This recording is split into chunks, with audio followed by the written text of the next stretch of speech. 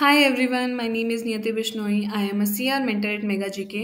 So हमारी जो series है अबाउट CR बेसिक कॉन्सेप्ट, आज उसके थर्ड पार्ट में हम डिस्कस करेंगे कंक्लूजन के बारे में।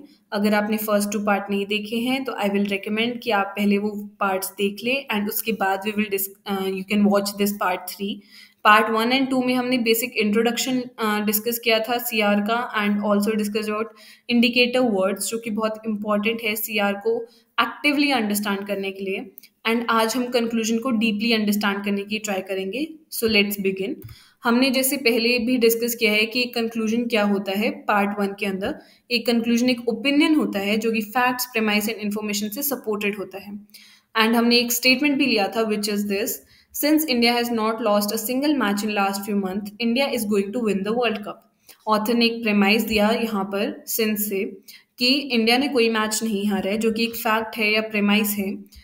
एंड इसके बेसिस पे ऑथर ने अपना ओपिनियन दिया, India is going to win the world cup. So यहाँ से हमें कंक्लूजन आइडेंटिफाई करने आ गया कि एक आर्ग्यूमेंट में, एक पैसेज में, एक पैराग्राफ में जो भी ऑथर अपना ओपिनियन कन्वे करना चाहता है बाय गिविंग वेरियस फैक्ट्स, वही हमारा कंक्लूजन होगा। कंक्लूजन को कोई आइडेंटिफाई करने का हार्ड एंड फास्ट रूल नहीं है। तो what I will always recommend is कि जब भी आप कोई पैसेज पढ़ रहे हो, try to identify its conclusion हर बार। तो इससे क्या होगा, आपको कॉन्शियसली अपने माइंड में ऐसे अंडरस्टैंडिंग होने लग जाएगी कंक्लूजन की कि कौन सा कंक्लूजन है हर पैराग्राफ का या पैसेज का, राइट। बट ये एक बेसिक अंडरस्टैंडिंग है कंक्लूजन का। नाउ अगर अब हमें कंक्लूजन आइडेंटिफाई करना आ गया है, आई एम सेइंग इट कि आ गया है बिकॉज आई होप कि जब आप ये वीडियो देखने के बाद कोई भी पैसेज पढ़ेंगे तो आप कंक्लूजन को आइडेंटिफाई करने की ट्राई करेंगे। तो कंक्लूजन को आइडेंटिफाई करने के बाद हम डिस्कस करते हैं कंक्लूजन की stem types. What is this? कि जब हमने कंक्लूजन आइडेंटिफाई किया किसी सीआर पैसेज का, उसके बाद हमसे जो एग्जामिनर है वो क्वेश्चन पूछता है कंक्लूजन के बारे में। सो उन क्वेश्चन को किस तरीकों से वो रीफ्रेज कर सकता है, such as what is the main idea of the passage, what is the primary purpose of the passage, what is the author trying to convey in this passage, what idea is most supported by the passage, which of the following most accurately describe the opinion of the passage, what is the main point of discussion in the passage, what is the theme of this passage, what can be drawn from the line। सो ये सब वे से author जो है अपने conclusion को rephrase कर सकता है। This last statement which is this with what can be drawn from the line, ये एक बहुत ही स्पेसिफिक कंक्लूजन मांग रहा है कि उस एक स्टेटमेंट से ऑथर क्या कन्वे करना चाहता है, उस स्टेटमेंट से आपका ऑथर का क्या ओपिनियन निकल रहा है। सो एक बहुत ही जनरल कंक्लूजन होता है एक पैसेज का एंड एक स्पेसिफिक कंक्लूजन होता है किसी लाइन से।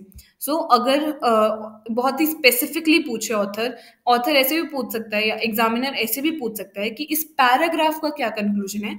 तो अगर ऑथर स्पेसिफिकली पूछे तो हम सिर्फ उस स्पेसिफिक कंक्लूजन का आंसर देंगे एंड अगर जनरली पूछे तो हम जनरल कंक्लूजन देंगे पूरे पैसेज का सब आइडियाज मिलाकर।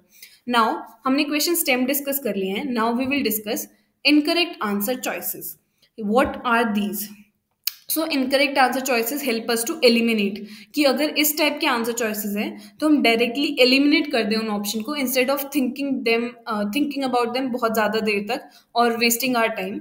सो whenever the answers that are true but do not encapsulate the main idea, ये इनकरेक्ट होते हैं। मतलब कि दोज आंसर, जो भी आंसर ऑप्शन दिया है वो करेक्ट है according to information in the passage, उसमें कोई फॉल्सिटी नहीं है, लेकिन वो हमारा मेन आइडिया, हमारा कंक्लूजन, ऑथर का ओपिनियन नहीं है।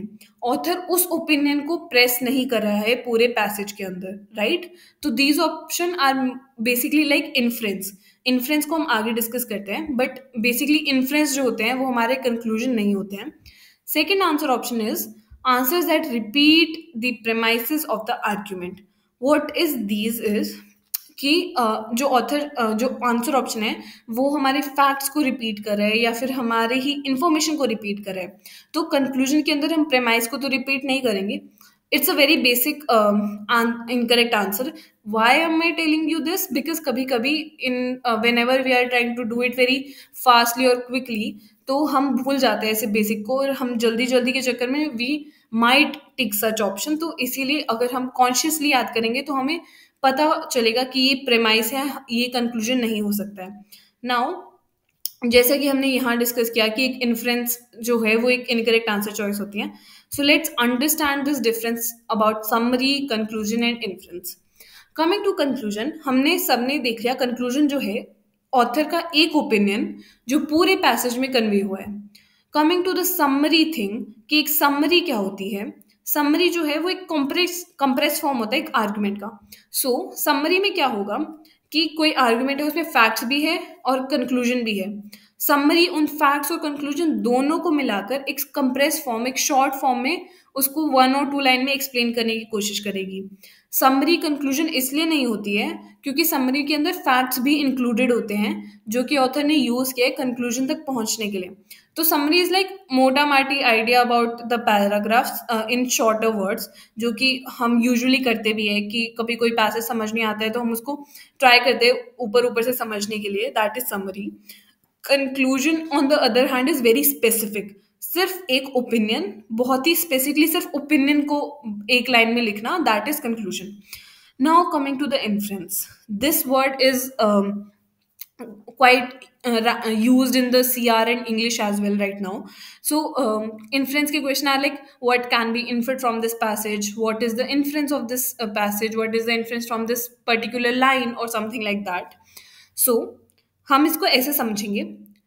All conclusion are inferences, but not all inferences are the conclusion. So conclusion एक smaller set है in comparison to inference. Like conclusion जो है वो inference के अंदर ही included है. Conclusion क्या होता है? एक particular opinion जो throughout the passage author support करे. Inference is कोई भी information जो on the basis of the passage is correct. जो भी पैसेज को अंडरस्टैंड करके आपको कोई भी इंफॉर्मेशन मिल रही है वो करेक्ट है और वो हमारा इन्फ्रेंस है. पैसेज से जितनी भी इंफॉर्मेशन ड्राइव कर सकते हैं हम, वो हमारे इन्फ्रेंसेस बन जाते हैं, राइट. सो इन्फॉर्मेशन तो हमारी हमेशा मेन आइडिया तो नहीं होता है ना. पैसेज से हम मेन आइडिया के साथ साथ और भी बहुत सारी टिडबिट्स ऑफ इन्फॉर्मेशन ड्राइव करते हैं, तो वो सब हमारे इन्फ्रेंसेस होते हैं. जब ऑथर ये क्वेश्चन डालते हैं what can be inferred from this passage, तो ऐसा हो सकता है कि उसका कोई आंसर ऑप्शन कंक्लूजन को भी इंटेल कर रहा हो और वो हमारा करेक्ट आंसर होगा.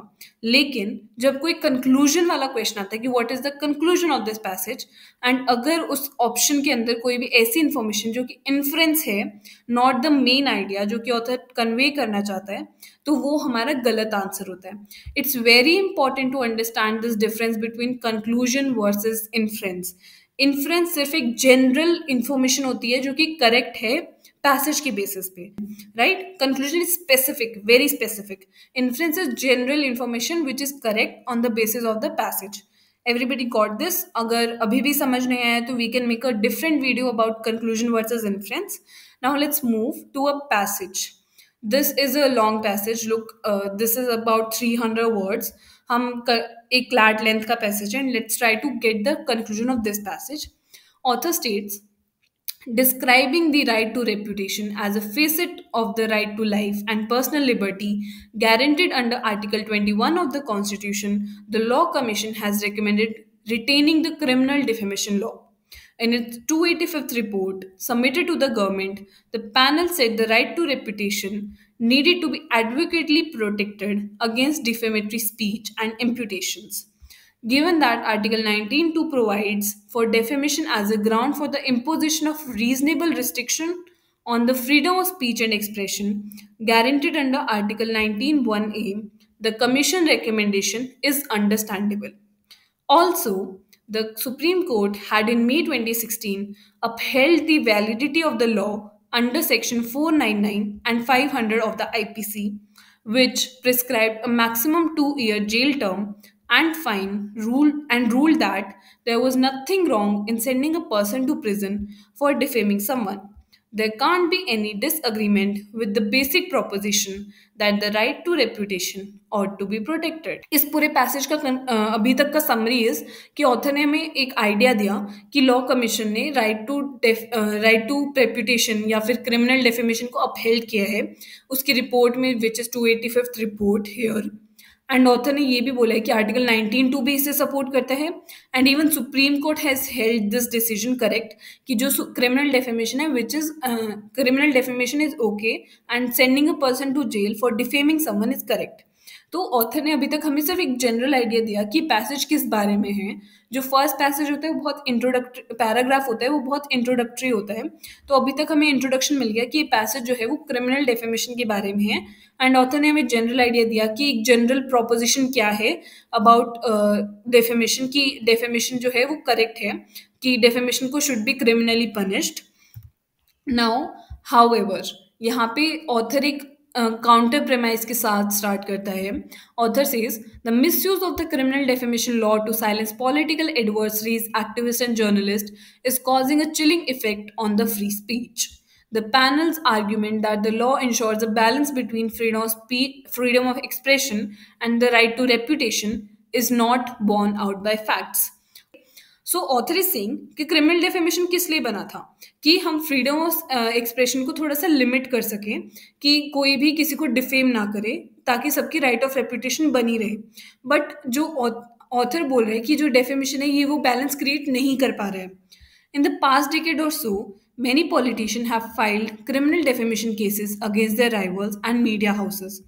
During 2002 and 11, the Tamil Nadu government filed over 140 such cases against media houses and journalists.